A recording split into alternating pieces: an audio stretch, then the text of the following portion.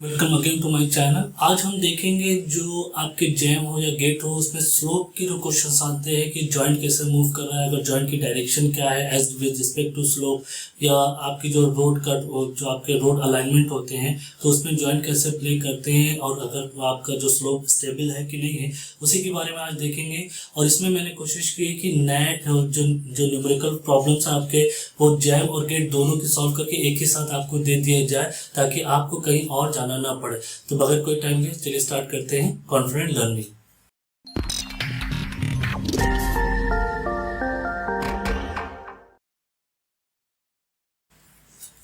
जैसे कि आप देख रहे हैं कि जो किस तरह के क्वेश्चन पूछे जाते हैं। देखिए 2006 में ये क्वेश्चन पूछा गया है, 2011 में इस तरह के क्वेश्चन है, ये जैम में क्वेश्चन पूछे गए हैं।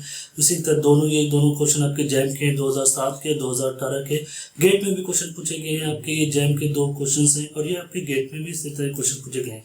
तो आपको अगर एक बार कॉन्सेप्ट समझ में आ जाएगा तो आपको कहीं से भी कोई भी क्वेश्चन पूछा जाए आप बहुत आसानी से इसको कर लेंगे। चलिए तो फिर स्टार्ट करते हैं कि कॉन्सेप्ट क्या है।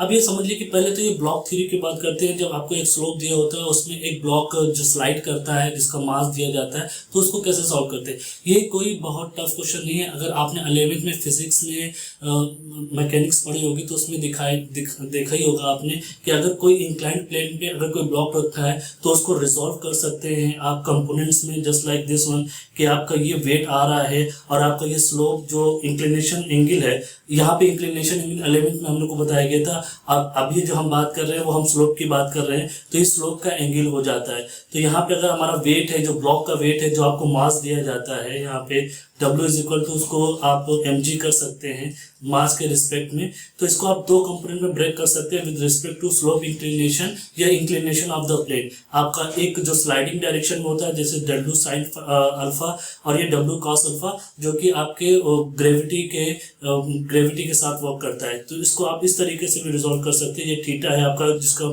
फ्री बॉडी डायग्राम मैंने बनाने की कोशिश की गई है, W साइन थीटा और W कॉस थीटा। इसको जब आप सॉल्व करते हैं, अगर आप यहाँ पे देख रहे हैं कि आप जो रिएक्शंस हैं आपके जो फोर्स को अगर आप बैलेंस करते हैं रिएक्शन फोर्स को और ड्राइविंग फोर्स को, तो W साइन थीटा आपका F के बराबर हो जाता है, ये W cos थीटा आपका रिएक्शंस के बराबर हो जाता है। तो W sine theta minus F is equal to ma जो कि आपका रिजल्टिंग फोर्स जो आता है। ये सिंपल 11वीं फिजिक्स है, मैंने कोई बड़ा काम नहीं किया। अगर आप 11वीं फिजिक्स में जाके देखते हैं, इवन मैंने कुछ दिन पहले अपने टेलीग्राम चैनल पे एक लिंक शेयर किया था जिसमें मैंने जो आप पुराने आपने 11वीं 12th या high school, even high school में भी जो चीज़ें पढ़ी हैं वो आज भी यूज हो सकती है। तो उसको एक पर्टिकुलर फोल्डर में मैंने करके रख दिया है, क्योंकि जब आप कोई चीज़ पढ़ लेते हैं तो वो आप और उस एग्जाम को क्लियर कर लेते हैं तो एक कॉन्फिडेंस अपने आप बिल्डअप रहता है कि ये तो मुझे आता ही है, मैं कर लूंगा। तो उस चीज़ को जाके फिर से एक बार रिवाइज कर लिए तो आपका बहुत अच्छा कॉन्सेप्ट क्लियर हो जाएगा।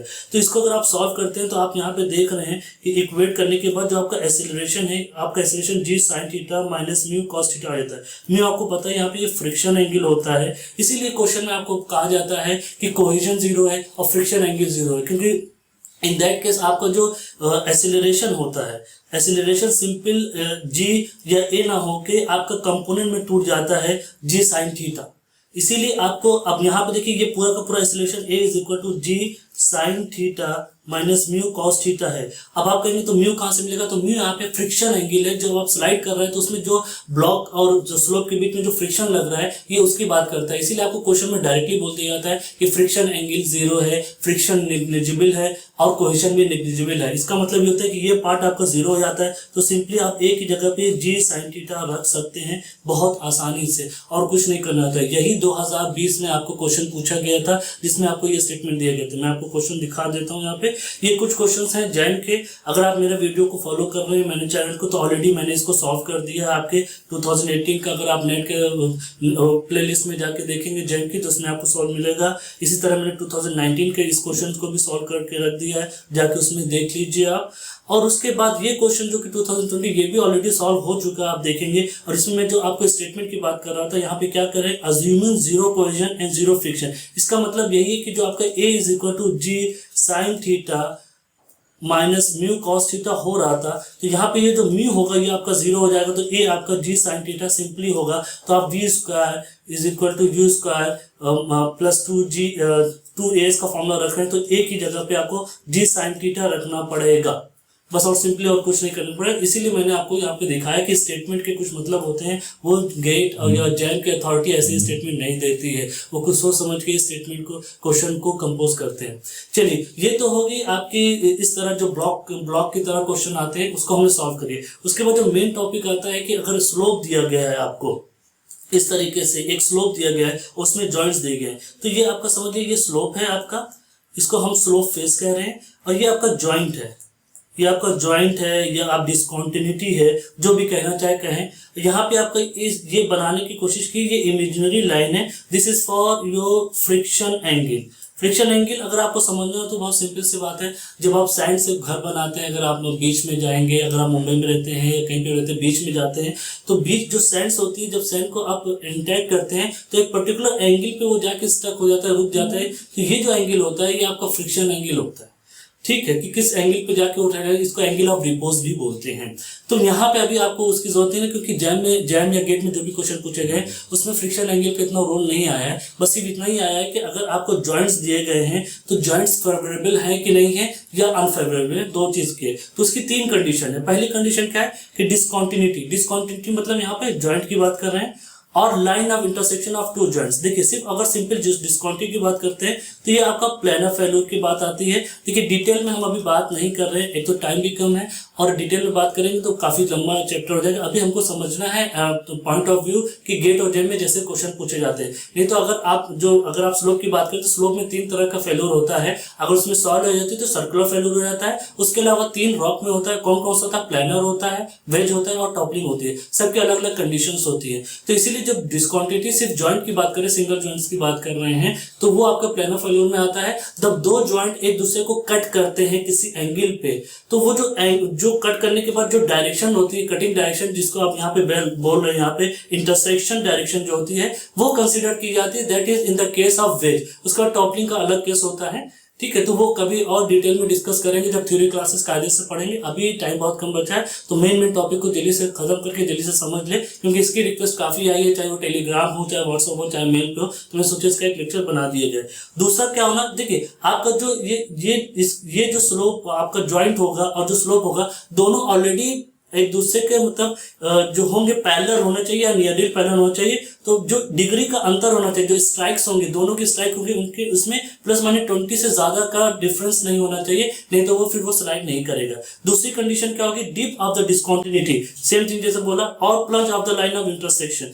यहाँ पे डिस्कंटिन्यूटी और प्लंज का मतलब है कि जो एंगल बना रहा है हॉरिजॉन्टल से, ये जो हॉरिजॉन्टल है, हॉरिजॉन्टल से जो एंगल बना रहा है, इसको आप ऐसा समझ सकते हैं कि ये जो स्लोप है और ये आपका जो जॉइंट है, ठीक है, तो जॉइंट आपका, ये हॉरिजॉन्टल यहाँ पकड़ लेते हैं, ये हॉरिजॉन्टल पकड़ लेते हैं, ये जो जॉइंट है, तो जॉइंट आपका जो एंगल से बना रहा है, वो जो एंगल होगा, वो ये आपका जो स्लोप है, ये जो स्लोप है उस स्लोप से कम होना चाहिए। क्यों कम होना चाहिए, देखिए समझिए कि यहाँ पे ये आपका जॉइंट आ गया ऐसे, अगर ये जॉइंट का एंगल स्लोप से ज्यादा होगा तो वो ये जो टो होगा स्लोप का, उससे बाहर नहीं जा पाएगा, उसके अंदर ही जाता रहेगा। उसको बाहर आने के लिए ये जो आपका जॉइंट है, ये स्लोप से कम होना चाहिए, ये जो हॉरिजॉन्टल से जो एंगल है ये कम होना चाहिए, तभी ये स्लोप से बाहर आ पाएगा। इसीलिए जो डिप अमाउंट होगा आपका जॉइंट का, वो हमेशा स्लोप के एंगल से, स्लोप के इंक्लिनेशन से कम होना चाहिए, जो कि यहाँ पे एकदम साफ साफ दिए गए। ये स्लोप एंगल आपका φf है, ये φp है जो कि आपका जॉइंट का एंगल है,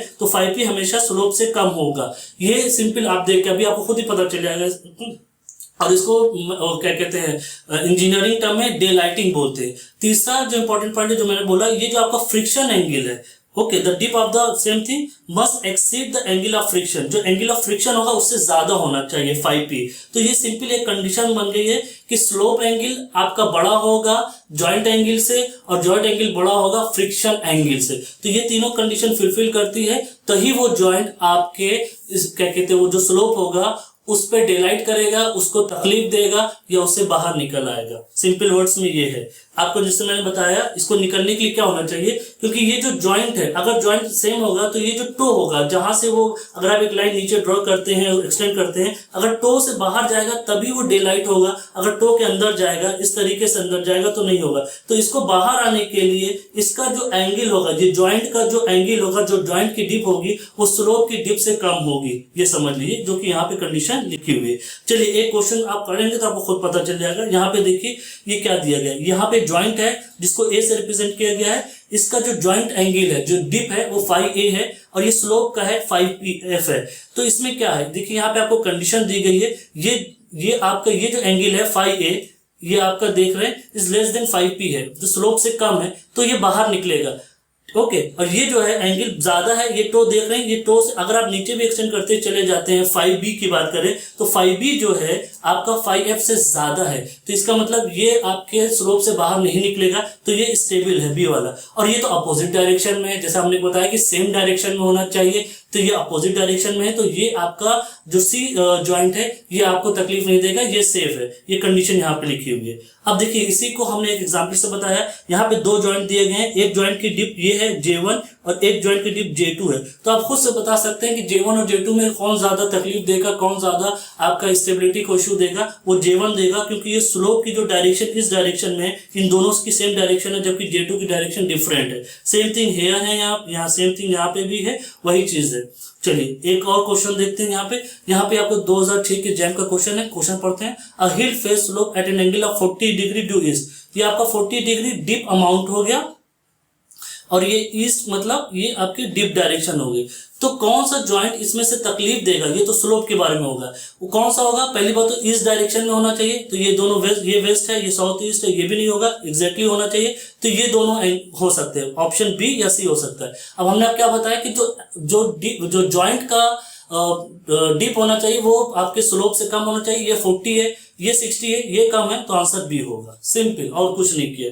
अब यहाँ पे देखिए, यहाँ पे दो आपको हिल दिया गया है, ये आपका एक जॉइंट है, ये सारे जॉइंट्स हैं, और यहाँ पे दो लोकेशन है बी सी, और यहाँ पे एक लोकेशन ए है। ये जॉइंट से जो कंटिन्यू हो रहा है वो यहाँ पे आ रहा है वैली पे, तो ये अब आप देखें, ये आपका ये स्लोप एक बना और ये एक स्लोप बना, तो इसमें ये एक जॉइंट है, ये जॉइंट है, ये जॉइंट है, और यहाँ पे आपका ये जॉइंट है, ये जॉइंट है, ये जॉइंट है। तो इसका देखेंगे तो इसका जो डिप आपका इस डायरेक्शन में है और इसका डिप आपका इस डायरेक्शन में है, और ये जो स्लोप, ये आपका पहला अगर आप स्लोप माने, इसको x और y कर दें और इसको y डैश कर दें, तो x y डैश की जो डायरेक्शन है स्लोप की वो इस डायरेक्शन में है, और x और y डैश की ये, और x और y की जो है ये इस डायरेक्शन में है, आपकी इस डायरेक्शन में।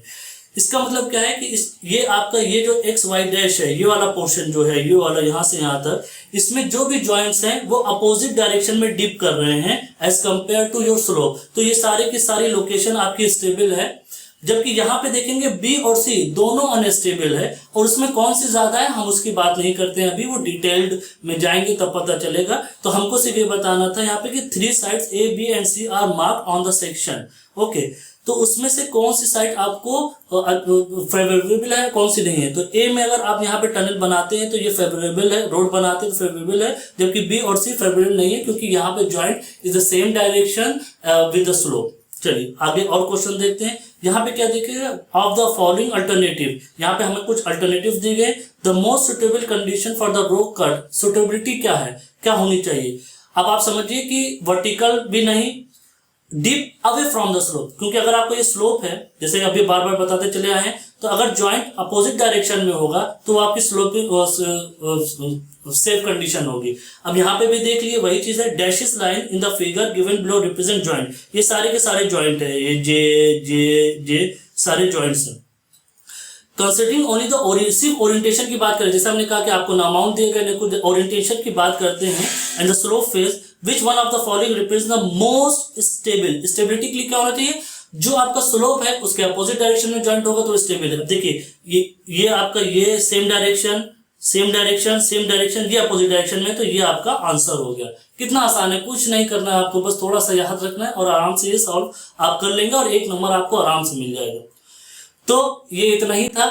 ये एक टॉपिक बहुत दिनों से मुझको टेलीग्राम पे और क्या कहते हैं मेल्स में और मिल रहे थे कि आप इस पे थोड़ा सा देखिए सर, इस तरह के क्वेश्चन को कैसे सॉल्व करेंगे। तो मुझको लगा कि ऑलरेडी सॉल्यूशंस तो आप लोगों को दे ही चुके हैं और रखा टेलीग्राम पे रखा है, तो इसका थोड़ा सा पीपीटी बना के कि थोड़ा सा समझा दें। जो मैंने वहाँ पे बच्चों को समझाया है वो मैंने यहाँ पे भी कोशिश की कि यहाँ पे कायदे समझा दूँ, ताकि ज्यादा से ज्यादा ऑडियंस के पास पहुंच जाए जो भी तैयारी कर रहे हैं। तो ये दोनों के लिए यूजफुल है for solving the question of GATE. बाकी डिटेल एनालिसिस के लिए प्लानर, वेज और टॉपलिंग पढ़ना पड़ेगा। जैसे कि मैंने आपको बताया कि बेसिक सेकेंड और थर्ड ईयर के, बेसिक फर्स्ट और सेकेंड ईयर के लिए लेक्चर्स बनाएंगे आराम से।